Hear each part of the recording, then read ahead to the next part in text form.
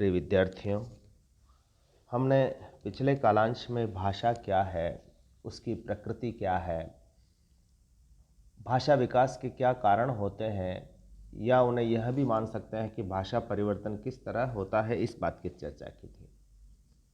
अब हम आगे बढ़ते हैं और उस शब्द पर विचार करते हैं जो आपके पाठ्यक्रम का बहुत बड़ा हिस्सा है कि भाषा विज्ञान क्या है।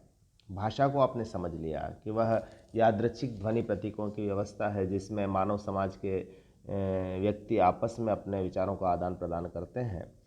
तो भाषा विज्ञान शब्द जब जुड़ता है तो उसका अर्थ यह है कि उसका वैज्ञानिक अध्ययन किया जाए, यानी कैसे किया जाए उसका वैज्ञानिक अध्ययन में उसके किन कारकों का अध्ययन किया जाए, इस बात की यहाँ पर विचार होता है। तो भाषा विज्ञान को वह विज्ञान है जिसमें भाषाओं का एक कालिक, बहुकालिक, तुलनात्मक, व्यतिरेकी, आनुप्रायोगिक अध्ययन विश्लेषण किया जाता है और सिद्धांतों का निर्धारण किया जाता है। यानी हम कोशिश करते हैं उसमें कि भाषा की उत्पत्ति कैसे हुई, उसका स्वरूप कैसे तय हुआ और वह आज जो अधुनातन रूप में पहुंची है वह कैसे पहुंची है। कई लोग इस पर यह भी विचार करते हैं कि यह विज्ञान है या कला। तो देखिए, जहाँ तक भाषा की बात है तो उसका अध्ययन वैज्ञानिक दृष्टि से किया जाना जरूरी होता है, क्योंकि उसके उत्पत्ति के कारणों का, उसके शब्द विन्यास का, उसकी लिपि का, उसकी ध्वनि का, उसके रूप का और उसके वाक्य का जो निर्माण होता है वो वैज्ञानिक तरीके से होता है। चाहे भले ही वह शनै शनै हो, धीरे धीरे हो, लेकिन उसमें वैज्ञानिकता होती है, तर्क होता है, शोध होता है। तो ऐसी स्थिति में भाषा विज्ञान विज्ञान है जहाँ यह वैज्ञानिक अध्ययन किया जाता है। इसी का समानार्थी हम कभी कई बार लोग कहते हैं कि व्याकरण थोड़ा सा इससे भिन्न है, क्योंकि वह भाषा का विवेचन तो करता है लेकिन भाषा को शुद्ध रूप में बोलना, समझना और लिखना भी सिखाता है। तो व्याकरण इससे थोड़ा सा अलग है। व्याकरण का क्षेत्र सीमित है, जबकि भाषा का तो लगभग पूरी दुनिया उससे जुड़ी होती है। और भाषा का जब अध्ययन किया जाता है तो एक से अधिक भाषाओं की ज़रूरत पड़ती है कि उससे तुलना होती है, उसके दोनों का सामंजस्य कहाँ है, दोनों में विभेद क्या है, इस बात की तुलना होती है। तो एक से अधिक भाषाएं उससे जुड़ी होती है, जबकि व्याकरण किसी भी भाषा का अपना होता है। तो एक अंतर यहाँ पर आता है। अब हम आज चर्चा करने जा रहे हैं भाषा विज्ञान की प्रमुख शाखाओं की, यानी भाषा विज्ञान में किन बातों का अध्ययन किया जाता है, तो उसके अध्ययन के विभाग क्या हैं, क्या देखा जाता है, वो यहाँ पर। तो सबसे पहले हम उस शाखा की बात करेंगे ध्वनि विज्ञान की। तो प्रथम उसकी शाखा यह मानी जा सकती है तो ध्वनि है, जिसे हम स्वन भी कहते हैं, फोन भी कहते हैं। यानी ध्वनि विज्ञान में उस ध्वनि का अध्ययन किया जाता है जिससे वर्ण तैयार हो रहे, शब्द निर्माण हो रहे हैं। उसमें यह देखा जाता है कि स्वर और व्यंजन में क्या अंतर है, स्वर व्यंजन का वर्गीकरण किस तरह से किया जाए, बलागात, अनुतान क्या है। ध्वनि विज्ञान का जो दूसरा रूप क्या होता है, भाषा सापेक्ष होता है, जिसमें भाषा विशेष की ध्वनियों पर विचार होता है। इसके लिए अलग अलग विभाग बन गए, जैसे फोनेटिक्स हो गया है जिसे स्वन विज्ञान कह सकते हैं, फोनोलॉजी हो गए हैं जिसे स्वन प्रक्रिया कह सकते हैं। तो कुल मिलाकर के यह है कि ध्वनियों का जब अध्ययन किया जाता है तो उसमें वह एक काल का कैसा रहा, काल क्रमिक में कैसा रहा, तुलनात्मक दो भाषाओं की ध्वनियाँ कैसी है उसका अध्ययन होता है, व्यतिरेकी अध्ययन भी होता है, औच्चारणिक अध्ययन भी होता है, संवहनिक, श्रावणिक, अनेक प्रकारों से ध्वनियों का जो उच्चारण है, बोलने का लहजा है, दूसरों के कान में वह कैसे पहुंचती है।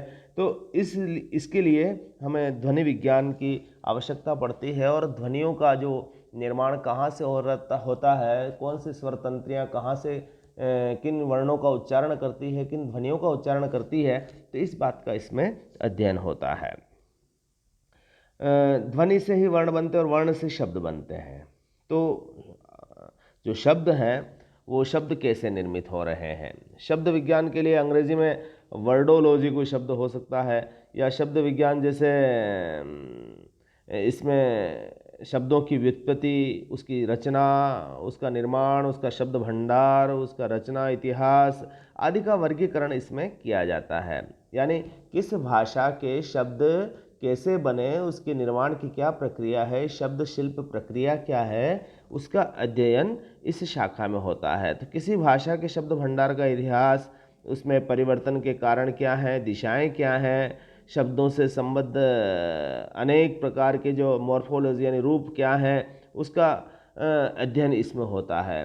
तो कुल मिलाकर के इसमें यह है कि शब्द विज्ञान में भी एक कालिक, कालक्रमिक और तुलनात्मक व्यतिरेकी अध्ययन हो सकता है, क्योंकि जब शब्दों का बात आएगी तो शब्दकोश निर्मित होगा। यानी जैसे राम ने रावण को बाण से मारा, तो यहाँ राम, रावण, बाण, मारा ये आदि शब्द हैं। तो इन शब्दों का अध्ययन उसके संबंध तत्वों के आधार पर होगा, तो वो उसका विषयांतर आगे आ रहा है। लेकिन फिलहाल हम ये कह सकते हैं कि ध्वनि के बाद शब्दों की जो निर्माण प्रक्रिया है उसका अध्ययन शब्द विज्ञान में होता है। भाषा विज्ञान की तीसरी शाखा है अर्थ विज्ञान। तो अर्थ विज्ञान में अर्थ क्या है, यानी जो शब्द है उसका अर्थ क्या है, अर्थ का निर्धारण कैसे हुआ, वह कितने प्रकार का है, अर्थ परिवर्तन के कारण क्या है, उसकी दिशाएं क्या हैं, उसकी समानार्थकता क्या है, विलोमार्थकता क्या है, बहुअर्थता क्या है, यह सब इसमें अध्ययन होता है। यह भी उसी तरह से एक काल का भी हो सकता है, अनेक कालों का हो सकता है, तुलनात्मक हो सकता है।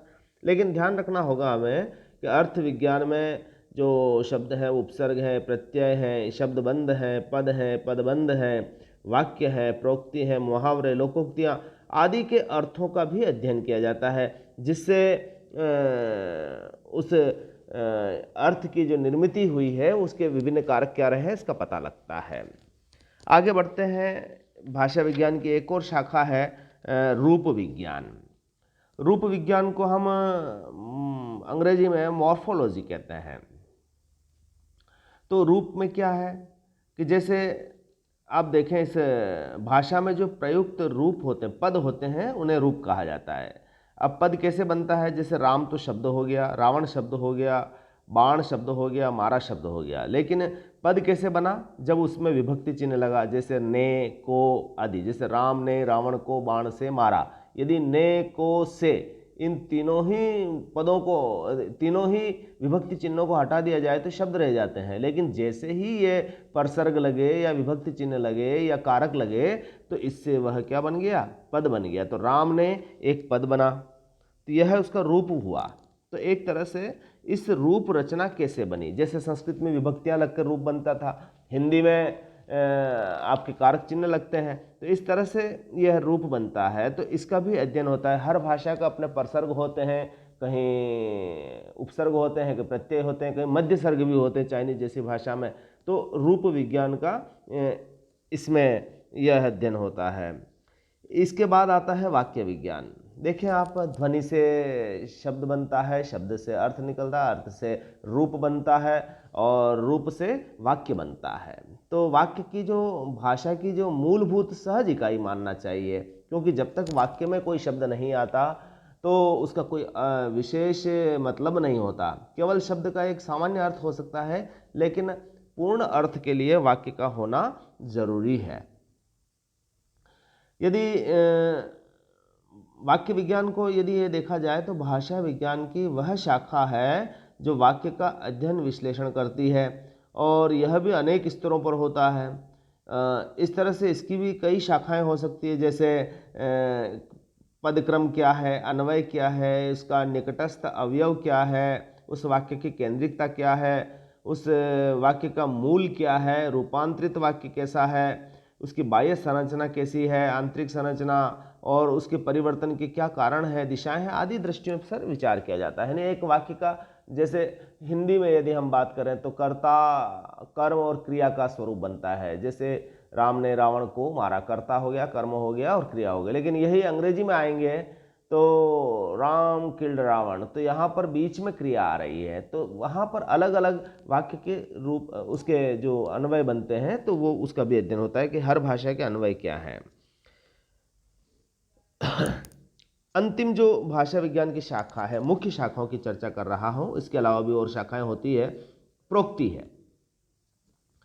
प्रोक्ति अनेक वाक्यों से मिलकर एक प्रकरण बनता है, इसे प्रकरण भी कहा जा सकता है। एक पैराग्राफ बनता है जिसमें पूरी बात को उठाकर कहा जाता है। एक वाक्य से यदि कोई बात कहें तो वो वाक्य नहीं होता।